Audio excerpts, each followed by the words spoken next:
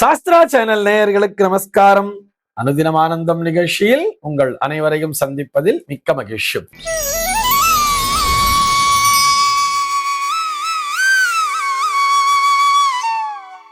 இன்று 5/11/2025 இந்த நாள் குறித்து பஞ்சாங்கம் என்ன சொல்றதுன்னு பார்க்கலாம் வாங்கோ.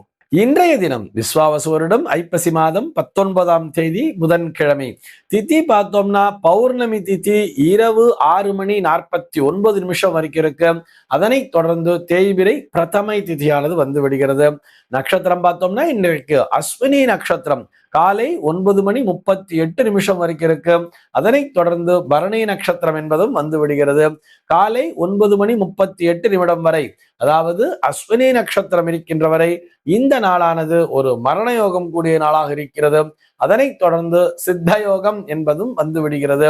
இது போக பஞ்சாங்கத்திலே வரக்கூடிய யோகம் அப்படின்னு சொல்லி பார்த்தோம்னா இன்னைக்கு சித்தி அப்படிங்கிற ஒரு நாம யோகத்தை கொடுத்திருக்கா. அந்த சித்தி அப்படிங்கிற ஒரு நாமயோகம் பகல் 11:24 வரைக்கும் இருக்கு. அதனை தொடர்ந்து வியதிபாதம் அப்படிங்கிற ஒரு யோகமானது வந்து விடுகிறது. கரணம் பார்த்தோம்னா பத்ரை அப்படிங்கிற ஒரு கரணம் காலையில 8:44 வரைக்கும் இருக்கு. அதனை தொடர்ந்து பவம் என்கின்ற கரணமானது வந்து விடுகிறது. இந்த நாளானது ஒரு சமநோக்கு நாளாக அமைந்திருக்கிறது. இன்னைக்கு என்ன ஸ்பெஷல் அப்படின்னு சொல்லி பார்த்தோம்னா இன்றைய தினம் ஐப்பசி பௌர்ணமி அல்லவா, ஆக இன்றைய தினம் அன்னாபிஷேகம் அப்படிங்கிறத கொடுத்திருப்பா. எல்லா சிவாலயங்களிலுமே இன்றைய தினம் அன்னாபிஷேகம் நடக்க காணலாம். ஆக அருகிலுள்ள சிவாலயத்திற்கு சென்று இறைவனை அந்த அன்னாபிஷேக கோலத்திலே, அதாவது அன்னாபிஷேகத்தை தரிசனம் பண்ணா ஒரு கோட்டிலிங்க தரிசனம் செய்த புண்ணியமானது கிடைக்கும். ஆக அனைவரும் சிவாலயத்திற்கு சென்று அந்த அன்னாபிஷேக காட்சியினை கண்டு கழிக்க வேண்டியது என்பதற்காக நினைவூட்டுகிறோம். இதுபோக இன்றைய தினம் பஞ்சாங்கத்திலே வியசிரா அப்படின்னு கொடுத்திருப்பார். இது என்ன வியசிரா அப்படின்னு சொல்லி பார்த்தோம்னா வியதிபாத ஸ்ரார்த்தம் என்பதைத்தான் வியசிரா என்ற பெயரிலே கொடுத்திருக்கிறார்கள். ஒரு வருடத்திலே 96 நாட்கள் முன்னோர் வழிபாட்டிற்குரிய நாட்களாக வரும். ஷண்ணவதின்னு சொல்லுவார். அந்த வரிசையிலே இந்த நாளும் ஒரு நாளாக அமைந்திருக்கிறது. இது போக தர்மசாவர்ணி மன்வாதி என்பதையும் கொடுத்திருப்பார்கள். இந்த தர்மசாவர்ணி மன்வாதி என்பதும் கூட ஷண்ணவதியிலே ஒரு நாள் தான். இது போக இன்றைய தினம் பஞ்சாங்கத்திலே ஸ்ரீ கோவிந்த பகவத்பாதர் ஆராதனை என்பதை கொடுத்திருக்கிறார்கள். திருமூல நாயனாரினுடைய குரு பூஜை நாளாகவும் அமைந்திருக்கிறது. இது போக நின்ற சீர் நெடுமாற நாயனாரினுடைய குரு பூஜை நாளாகவும் அமைந்திருக்கிறது. பௌர்ணமி பூஜை அப்படிங்கிறதையும் கொடுத்திருப்பார். பௌர்ணமி தோறும் அம்பாளுக்கோ அல்லது சிவனுக்கோ பூஜை செய்யக்கூடியவர்கள் இந்த நாளினை பயன்படுத்தி கொள்ள வேண்டியது. இது போக பஞ்சாங்கத்திலே ஆகாமாவை அப்படின்னு கொடுத்திருப்பார். இது என்ன ஆகாமாவை அப்படின்னு சொல்லி பார்த்தோம்னா, அதாவது ஸ்ராவண மாதத்திலே சாந்திரமான மாதங்களிலே வரக்கூடிய ஸ்ராவண மாதம், மாக மாதம், கார்த்திக மாதம் மற்றும் வைசாக மாதத்திலே வரக்கூடிய பௌர்ணமி நாளன்று இந்த ஆகாமாவை என்பதையும் கொடுத்திருப்பார்கள். சென்னையை பொறுத்தவரை இன்றைய தினத்தினுடைய சூரிய உதயம் என்பது காலை 6:07 சூரிய அஸ்தமனம் என்பது மாலை 5:37 சந்திர உதயம் என்பது மாலை 5:34 சம்பவிக்கிறது. பிரம்ம முகூர்த்தம் பார்த்தோம்னா நாளைய தினம் அதிகாலை 4:27 முதல் காலை 6:07 வரையில் நீடித்திருக்கிறது. சென்னையை பொறுத்தவரை இன்றைய தினத்தினுடைய ராகு காலம் என்பது பகல் 11:52 முதல் மதியம் 1:18 வரையிலும், யமகண்டம் என்பது காலை 7:33 முதல் 8:59 வரையிலும், குளிகை காலம் என்பது பகல் 10:26 முதல் 11:52 வரையிலும் சம்பவிக்கிறது. தினாந்தம் பார்த்தோம்னா இன்றைய தினம் இரவு 1:26 கொடுத்திருக்கா. சூலம் பார்த்தோம்னா இன்றைக்கு வடக்கே சூலம் மதியம் 12:15 வரையில் அந்த சூல தோஷம் என்பது உண்டு. அதற்குரிய பரிகாரமாக பால் அறிந்து விட்டு வடக்கு திசையை நோக்கி பயணிக்கலாம் அப்படிங்கிறதையும் சொல்லி இருக்கா.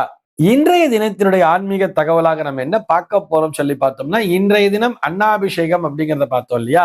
இந்த ஐப்பசி மாத பௌர்ணமியிலே அன்னாபிஷேகம் என்பது ஏன் செய்யப்படுகிறது, இதை எதனை அடிப்படையாக கொண்டு செய்கிறார்கள் அப்படிங்கிறது தான் பார்க்க போறோம். அதாவது சிவபெருமானுக்குரிய வழிபாடுகள்ல பார்த்தோம்னா உத்தர காரண ஆகமம் சொல்லுவா. அந்த காரண ஆகம நூல்களிலே பார்த்தோம்னா ஒவ்வொரு மாத பௌர்ணமி நாளன்றும் ஒவ்வொரு விதமான அபிஷேகத்தினை செய்ய வேண்டும் அப்படிங்கிறத கொடுத்திருப்பார். எதன் அடிப்படையிலே கொடுத்திருக்கிறார்கள் சொல்லி பார்த்தோம்னா நம்முடைய அந்த சீதோஷ்ண நிலை, தட்பவெப்ப நிலை மற்றும் சுற்றுப்புற சூழலை எல்லாம் ஆராய்ச்சி செய்துதான் நம்முடைய முன்னோர்கள், அந்த ஆகமத்தை வகுத்த முன்னோர்கள் இந்த நாளிலே, அதாவது இந்தந்த மாதங்களிலே வரக்கூடிய பௌர்ணமி நாளன்று இந்த விதமான அபிஷேகத்தை செய்ய வேண்டும் அப்படிங்கிற ஒரு விதிமுறையை வகுத்திருக்கிறார்கள்.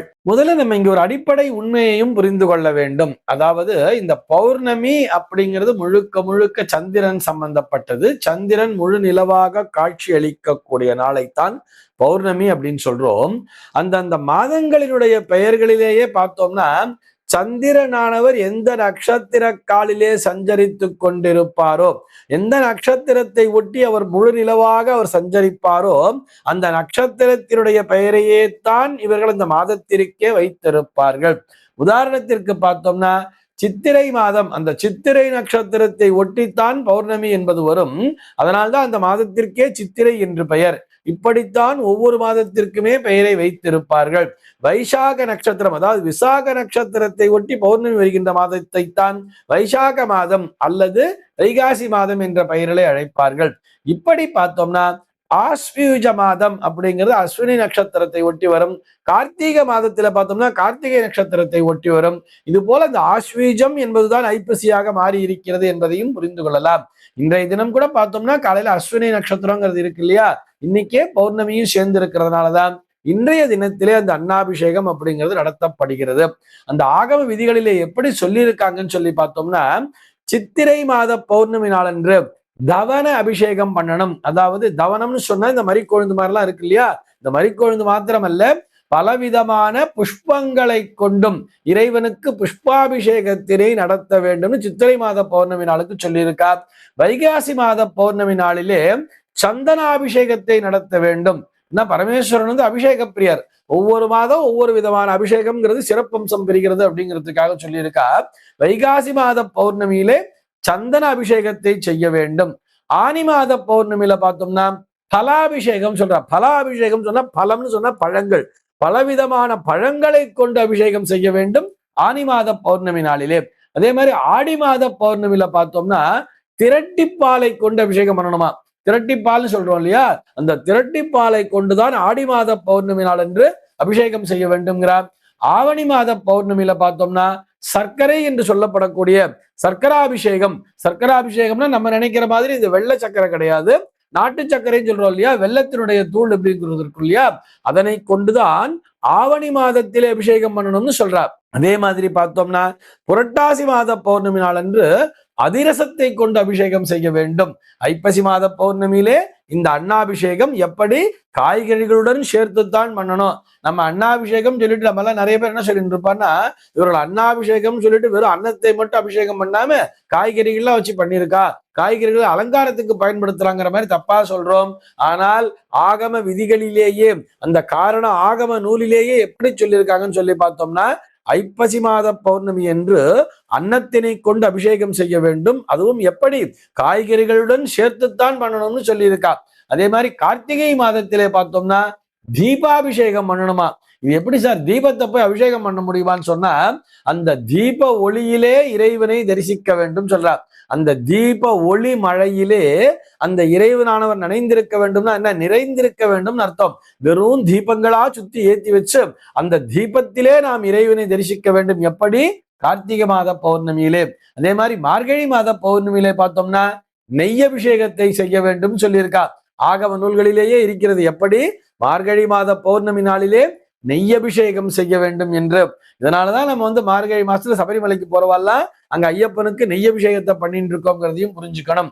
அதே மாதிரி தை மாதத்திலே பார்த்தோம்னா தேனை கொண்டு அபிஷேகம் செய்ய வேண்டும். தை மாதத்திலே தை மாத பௌர்ணமி நாளன்று அங்கே இறைவனுக்கு தேன் அபிஷேகம் செய்ய வேண்டும். மாசி மாதத்துல பார்த்தோம்னா மாசி மாத பௌர்ணமி நாளிலே நெய்யிலே நனைத்த கம்பளத்தை பொருத்த வேண்டுமாம். நெய்யில் நனைத்த கம்பளத்தை கொண்டு அபிஷேகம் செய்ய வேண்டும் வச்சிருக்கா. பங்குனி மாத பௌர்ணமி நாள்ல பார்த்தோம்னா தயிர் அபிஷேகத்தை செய்ய வேண்டும் அப்படிங்கிற மாதிரி கொடுத்திருக்கா. இப்படி பரமேஸ்வரன் அபிஷேக பிரியர். ஒவ்வொரு மாத பௌர்ணமியிலே ஒவ்வொரு விதமான அபிஷேகம் செய்ய வேண்டும் என்று காரண ஆகம நூலானது வலியுறுத்துகிறது. அந்த நூல் சொன்ன கருத்தின்படிதான் இந்த ஐப்பசி மாத பௌர்ணமி நாளன்று அன்னாபிஷேகம் என்பது நடத்தப்படுகிறது. இந்த தகவலோடு இன்றைய தினம் உங்களிடமிருந்து நான் விடைபெற்றுக் கொள்கிறேன். மீண்டும் உங்கள் அனைவரையும் நாளைய தினம் ஒரு புதிய தகவலோடு சந்திக்கிறேன். அன்பர்கள் அனைவருக்கும் அனுதினமும் ஆனந்தமாய் அமைய பிரார்த்திக்கிறேன்.